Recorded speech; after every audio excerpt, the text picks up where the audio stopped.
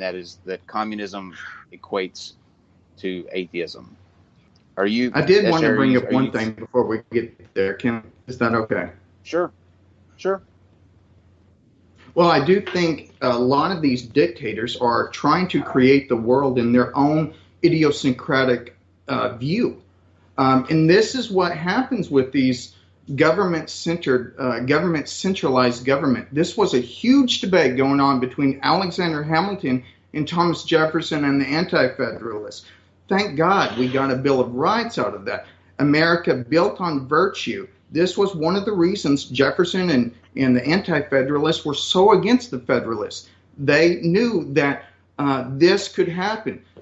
Personality cults of a centralized government. And this is exactly what happens throughout history, and especially and most notably, I think, throughout the 20th century. So has communism been tried? Yes, it has been tried. It's been tried and shown wanting. So I don't think we can say that wasn't authentic communism. It entailed I didn't say it wasn't. The worship of the state. And oftentimes that goes into the worship of the individual. Okay, for starters, I didn't say that it wasn't. Yeah, for starters, I didn't say that it wasn't true communism.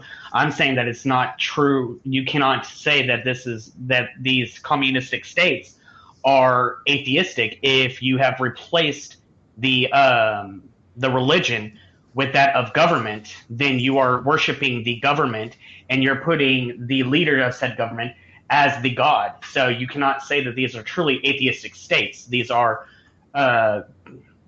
communistic states that have these personality cults that keep them from being truly atheistic states.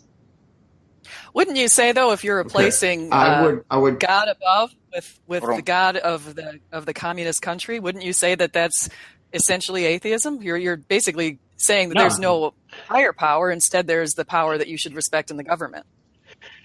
No, because you see, if you actually look at a lot of these personality cults, and one of the ones you can look at today would be North Korea, they worship the leader. The leader themselves is a god. As a matter of fact, they believe that members of the Kim family are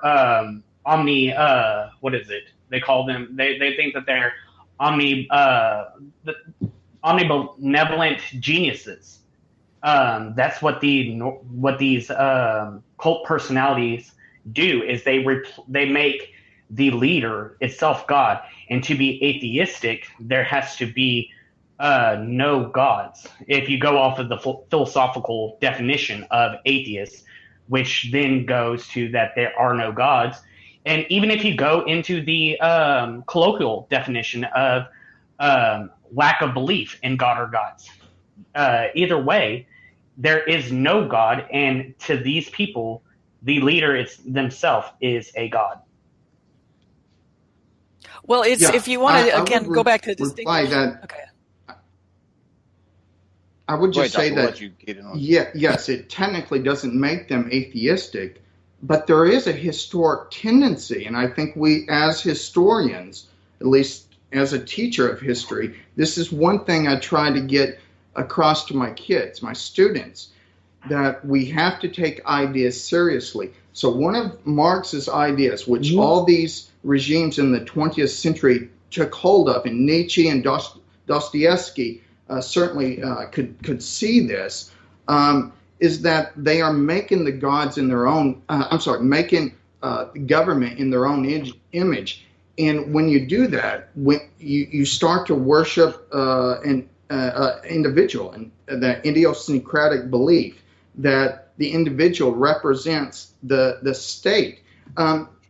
For this, I think we all believe in gods, and I think we have to get our theology straight. I think that's what your argument shows, and I think this is a reevaluation of these cults and their assumptions. That's why I think we need to get a proper relationship of, one, the individual, and two, the group. We can't emphasize or de-emphasize that at the expense of the other. And all throughout history, when one group does, they're not taking history seriously, and they're not and that's what they're doing. They're emphasizing one at the expense of the other.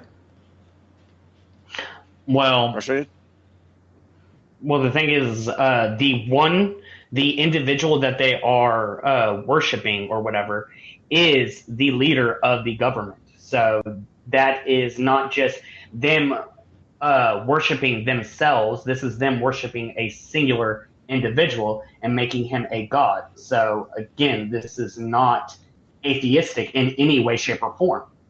This is a religion in and of itself. Yeah, but that's not my argument. I'm saying that there's a tendency, a historic tendency for them to lean atheistic. You have this with Mao Zedong. You have this with Stalin. You have this with over 100 million people dead in the 20th century. And we can't take that for granted. As a teacher, I cannot look at my kids and say ideas don't have consequences. And I'm not saying that they don't, but just because these people who rose to power got a big head of themselves and decided that they wanted the entire populace to run it the way they saw fit, and the way they saw fit just so happens to be in a personality cult style way, which being, a teacher of history, you would know that Stalin himself successfully implemented a personality cult. And then you realize that this is no longer atheistic. This is a single man who had the idea to made the USSR run the way he saw fit. And the way he saw fit was everyone do as he said. And he went on a power trip. Seems that still does not equate to atheism. It seems to me that you're almost trying to purify atheism and neglect the historic tendencies of the 20th century. If you take that seriously, no, it's not the definition that you find in the dictionary, but all these countries, like the former Soviet Union, had an official policy of going against the church, of just getting people out of the church, against the free worship of people. And again, there's a historic tendency. Okay. I'm not saying that there's a necessary element between these regimes and atheism. I'm saying when you try to make the world in your own image, well, I don't think we can get away. I think we all believe in some kind of gods. It's just which God do we believe in? Yeah, it's like the old phrase, Joshua 24:15. It says, choose for today which God you will worship. Are you going to worship, the God of yourself? Or are you going to worship the God of a higher power God, a divine God? So you have to look at which God. But I have to say something. There, we talk about the 100 million people who were killed under communism. A lot of them were starved to death, and they were starved because of communism just does not work as an economic policy. It's a failed policy, and we have a history of starvation through communism. And we also know for a fact that those communist leaders purged the churches. And in fact, today it's still going on in China. They're still purging churches and still discriminating against Christians, and it's still many people are dying under the name of communism. So. If you are creating a government where the government itself is the religion, and you are in charge of this government, the taking out religion is the taking out the other religions within your little area that you control would be the most strategic thing to do, because these other religions will tell the main populace that, no, this man is not a god, he is a man, and whatnot. So that is just a strategic move that they've done throughout history. Now, I've not once argued, and nor would I argue, that communism is the best policy to have. I would never argue that if you're going off of, the way communism has been implemented, which like I said, I don't argue that. I'm not going to argue against that.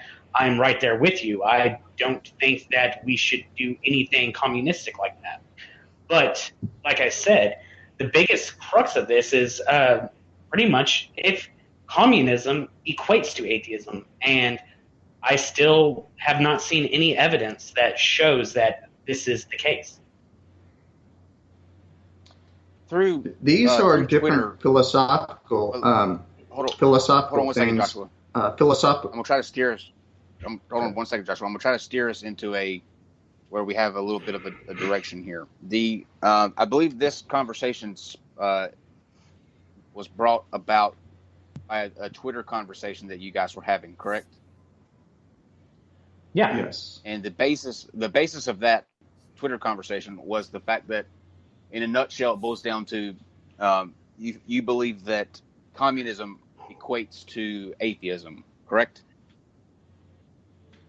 No, I don't believe communism. I believe the practice of communism correlates very strongly with atheism. I'll clarify what I said in that tweet. I put out a tweet that basically was a very simple one-line job that needed to be further clarified. So I'm glad I'm here to do that, because I'll say that the two certainly correlate in practice. They're highly correlated in practice. Yes, and I will say that because correlation does not mean equation, that your whole entire tweet that you made of communism equates to atheism is false.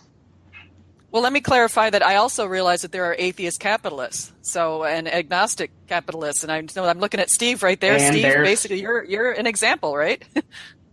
Of what? And you also looking guy. You're an example.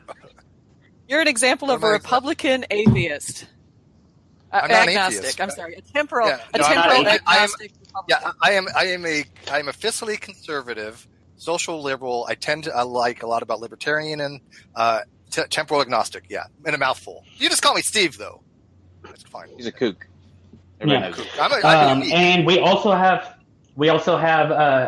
show signs of Christian communists too. So, I mean,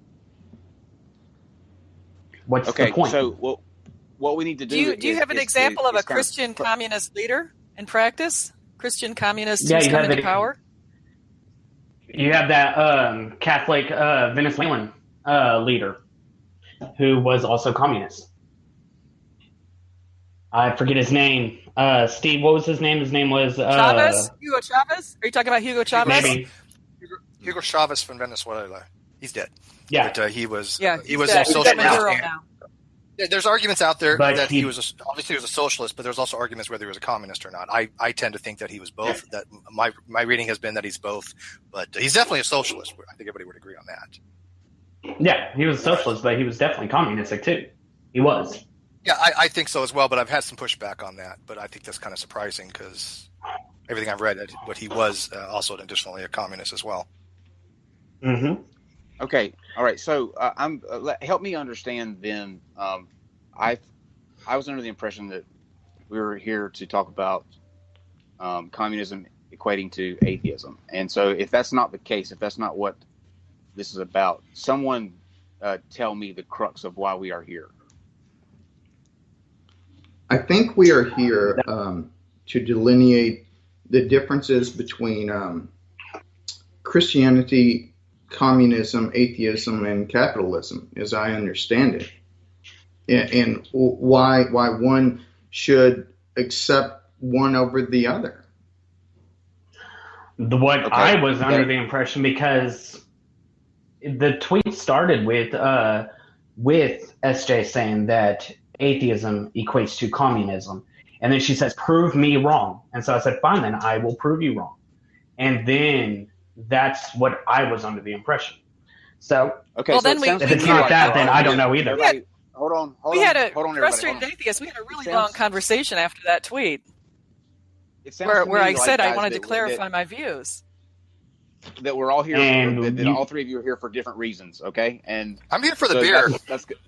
That's going to present an issue. So what we need to do now is to all get on one page so that we're not in three different directions thinking that and answering for that. So if we can agree that what Joshua was saying, that I think that's a more substantive, it'll be a more productive, I think, discussion if we talk about why you should choose one or the other between the systems.